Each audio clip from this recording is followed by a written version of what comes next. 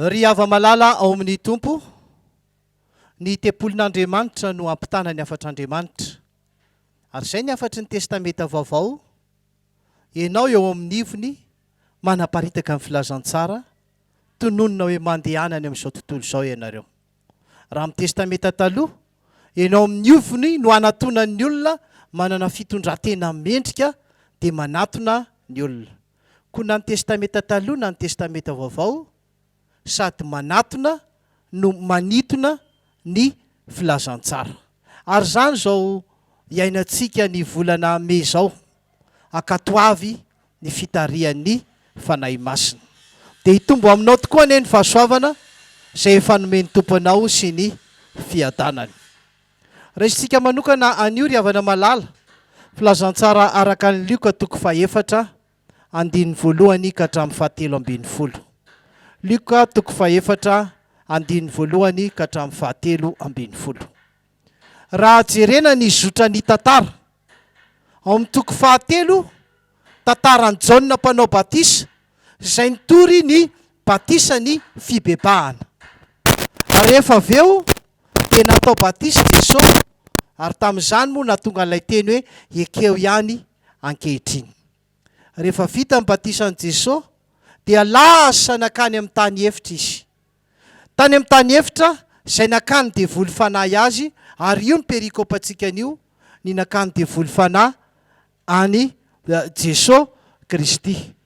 Rehefa vita izay, rehefa avy nalaina fanahy izy, vonona tanteraka ao amin'ny asany, dia nakany amin'ny synagoga tany Nazareta, izay tanàna nahalehibe azy, ary tamin'izany izy namaky an'ilay hoe Isaia 1:12, fa nanositra ahy hitory-teny soa mahafaly. Ary izay no tena asa misonan Jesoa, hitory ny teny soa mahafaly.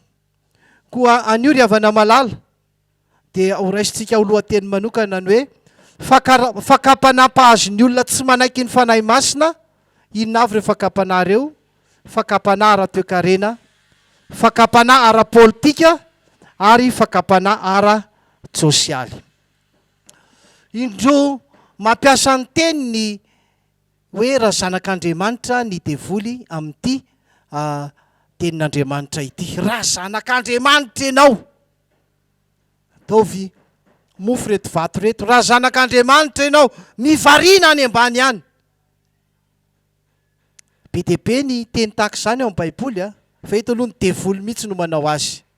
Indray mandeha mampiasa soratra masina koa ny demoni eto, kanefa tsy manaraka atao hoe ny contexte ny filazantsara. Mitsipotsipona tenin'Andriamanitra mba mifanarakaraka, izay nataony demoni. Ary tsika koa matetika mitady anoatra ny demoni, rehefa tiatsika hanaraka atsika hanaraka ny hevintsika ny olona dia mba mitsipotsipona tenin'Andriamanitra eny, manao ohatran'ny demoni. Mitandremintsika aloha amin'izany dia eny ety ampiandohana. Fa eto ry havana malala, Jesoa kosa raha namaly, tsy mba hoe nitsipotsipona, fa ireo fanontaniana rehetra napetraky ny demonia no valian'i Jesoa tenin'Andriamanitra avokoa, ary tao amin'ny boky ny Deutéronomie daholo no nalaina izany teny izany, satria amin'ny fotoana mahamety azy no nampiasaina izany teny izany.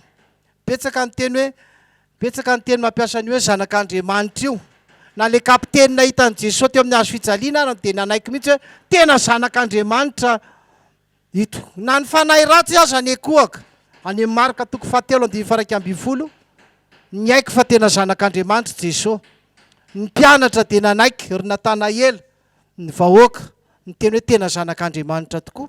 Fa manaiky le olona fa tsy manaraka ny maha Zanak'Andriamanitra ny Zanak'Andriamanitra. Arak'izany ary havana malala, ndeha ho raisitsika tsirairay ireo fakam-panahy-pahazon'ny olona izay tsy manaiky ny fanahy masina. Voalohany ary fakam-panahy ARA-TOE-KARENA, hitantsika izany amin'ny 9 sy ny 9. Ilay filana isan-karazany. Raisitsika tsara ankilany ny Devoly, ankilany Jesoa Kristy. Amin'ny ankilany misy ny Devoly dia namitany hoe hoy ny Devoly, raha Zanak'Andriamanitra ianao, teneno vato, teneno mofo ireto vato ireto. io ny dingana voalohany izay nahazo an Jesoa hanoanana 70 andro ny fadianina ary tena nona tanteraka ary fotoana mety hitsapana azy izao ora sy fotoana izay mahanona azy izao.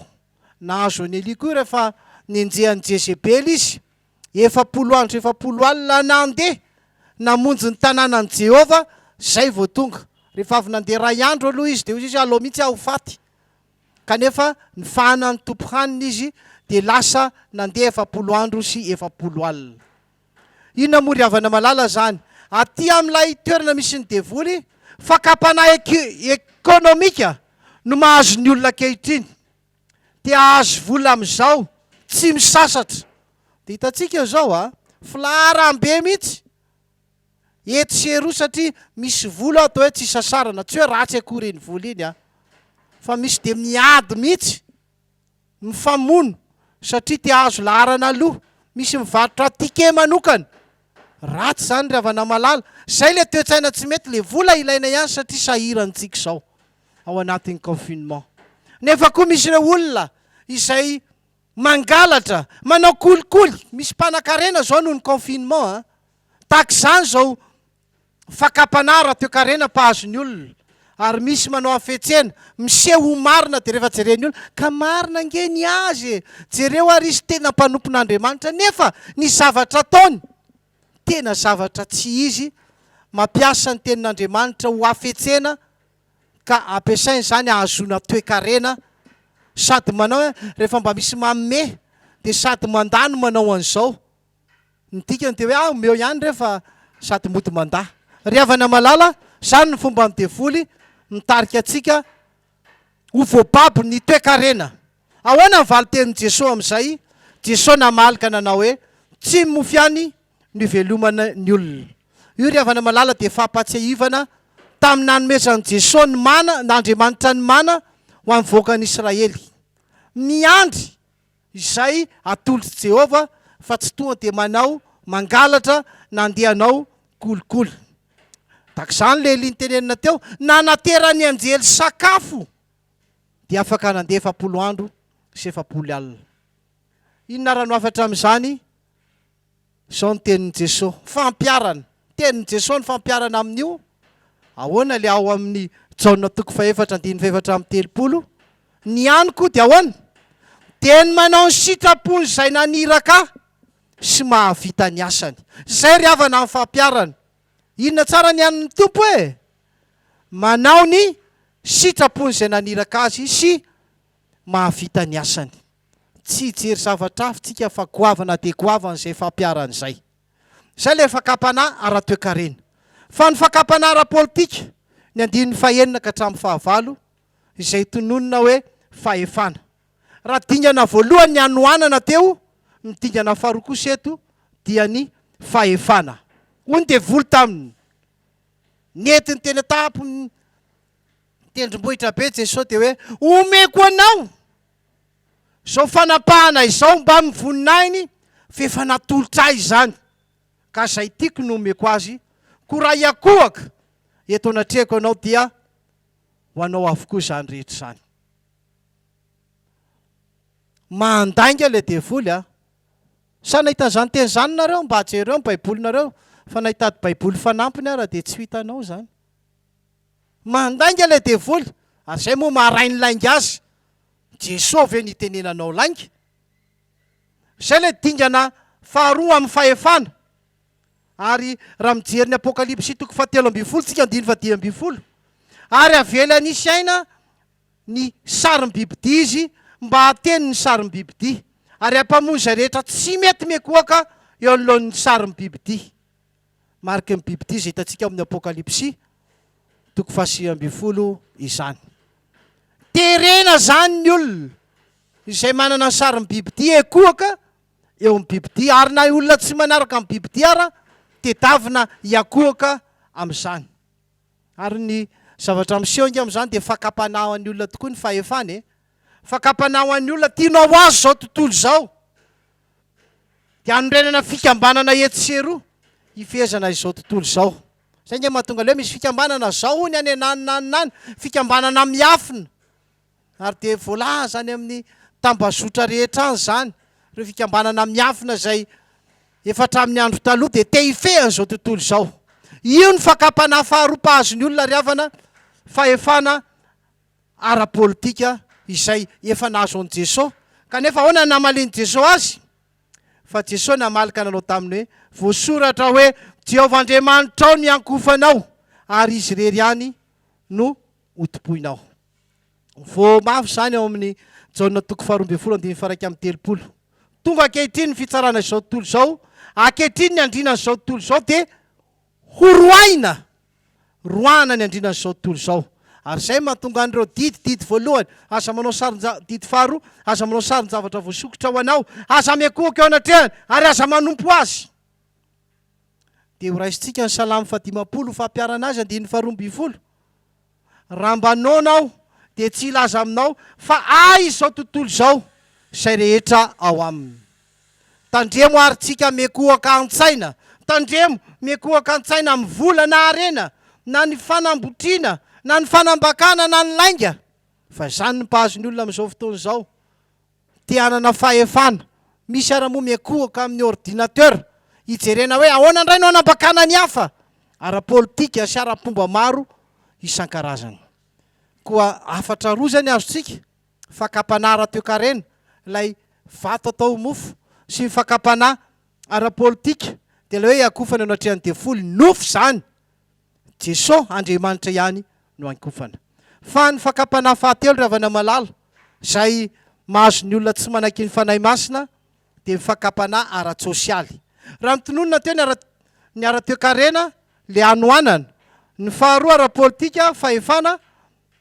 Ny fakam-panahy ARA-TSOSIALY kosa de ny fisongadinana. Netiny Devoly teo tapon'ny tempolo Jesoa, ary de nasainy mivarina any ambany any hoe raha Zanak Andriamanitra ianao mivarina any ambany any. Fa izy andidiny anjeliny. Eo lay Devoly nampiasa ny salamo. Salamo mihitsy raika amin'ny 20, 2:12 sy 4:12. Nefa ny tontolo manodidina ny teksta ny salamo tsisy mihitsy amin'ny saoty avy eny ambony eny, fa mandeha tsotra de hoe tandremo tafitohana tahaka zany.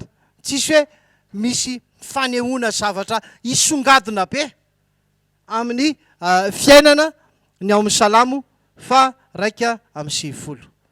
Ary raha tarafin'ireo teny rehetrarehetra ireo, tedaviny Devoly foana zany hanao démonstration de force Jesoa. Teo amin'ny hazo fijaliana mbola nisiraky ny Satana indray ny teny hoe maninona moa ianao raha mba miala eo e, de avotanao, zahay senao ry Jesoa.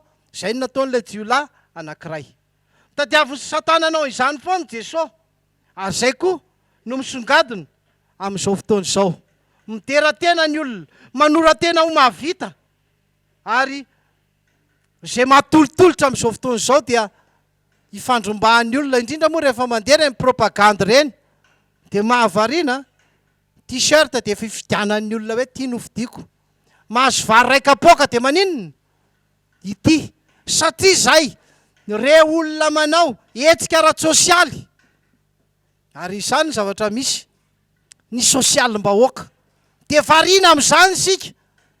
Varina amin'izany isika hoe aiza natao sosialim-bahoaka.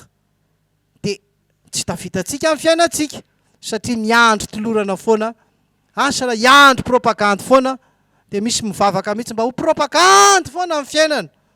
Ary misy ara moa zao faly mihitsy amin'ilay hoe mahazo vola amin'izao de enganeka confinement foana amin'ny fiainana. Zany ange le fakam-panahy e. Ahoana nefa ny tenin'i Jesoa? Voalaza hoe aza maka fanahy an Jehovah Andriamanitra ao. Naka fanahy an Jehovah ny mponina tao masa tamin'ny fotoan'androny, de nytonony aza maka fanahy an Jehovah Andriamanitra ao. Ary zay lazain'ny Kolosianina azy 2:7. Kristy zay afenany rakitry ny fahendrena sy ny fahalalana rehetra. Jesoa tsy tia misongadina zany ny fiainany. Niakatra tao Jerosalema izy, apondra mitengenany, fa tsy mba soavaly tahaka ny an'ny mpanjaka hafa. Teraka izy tsy aiza, tsy tany amin'ny efitrano lehibe, na tany amin'ny toerana hiterahana, fa tany an-tranon'omby. Tsy nisongadina nge zany e. Isaka mahavita fahasitranana na fahagagany Jesoa dia miteny izy aza milazalaza tsy te hisongadina. Indra ny fampiarana Matthieu 5 amin'izao fotoana izao, amin'ity tontolo ara-tsosialy ity. Iaino re teny pahasambarana nomeny Jesoa anao. Inona avy natao hoe sambatra? Sambatra amin'ny malahelo. Matetika izany malahelo izany tsy sambatra mihitsy a. Fa sambatra amin'ny malahelo, sambatra ny ory, sambatra amin'ny malemy fanahy, ny nono, ny miaritra amin'ny madio am-po, ny mpampiavana, ny enjehana, sambatra ny tsy mora tafotoana, sambatra amin'ny tomany, le zavatra amin'ny fanohitra amin'ny tena izay eritreretiny ny fahasambarana no tonono ny tenin'Andriamanitra ho fahasambarana ho antsika, ka atsoina isika ho Zanak Andriamanitra, ahitan'Andriamanitra. Zay le tontolo pahasambarana. Ka ny fahasambarana izao tontolo izao ara-tsosialy tsy mitovy amin'ny fahasambarana omen'Andriamanitra ara-tsosialy, fa efa reo sorotan'ireo ny sambatra. Matthieu 5 sambatra anankisivy. Iaino izany ry havana malala ahafahantsika mandeha tokoa amin'ny lalan'Andriamanitra. Raha fitinin' izany ry havana malala, ireo tontolo pakam-panahy mpahazo ny olombelona, inona le tontolo voalohany?